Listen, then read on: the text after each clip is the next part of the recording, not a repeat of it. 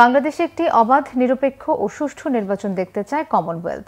ঢাকায় সফররত কমনওয়েলথ প্রতিনিধি দলের প্রধান লুইস গ্যাব্রিয়েল ফ্রান্সিসি একথা জানান। নির্বাচন সংস্কার কমিটি ঠিক করবে কিভাবে আগামী নির্বাচন সুষ্ঠু ও নিরপেক্ষ হবে। মঙ্গলবার রাজধানীর আগারগাঁওয়ের নির্বাচন ভবনে নির্বাচন সংস্কার কমিটির সাথে সফররত কমনওয়েলথের প্রতিনিধিরা বৈঠক করেন।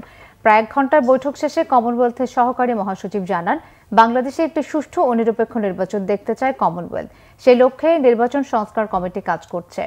প্রয়োজনে তাদের সব ধরনের সহযোগিতার আশ্বাস দেন কমনওয়েলথের প্রতিনিধি দলের সদস্যরা। কমনওয়েলথের সহকারী মহাসচিব জানান, সংস্কার কমিটি চাইলে কমনওয়েলথভুক্ত 57টি দেশের নির্বাচনী অভিজ্ঞতা বিনিময় করতে পারবে। পরে সংস্কার কমিটির সভাপতি জানান, সুষ্ঠু নির্বাচনের আয়োজন এবং সংস্কার কাজে পূর্ণ সমর্থনের আশ্বাস দিয়েছে কমনওয়েলথ প্রতিনিধি দল।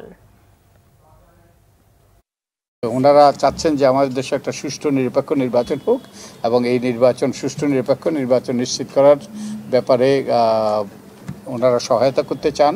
No, I think the recommendations come from the Commission and we will be happy to support whatever they want to do. We will be there. We don't come to resolve problems.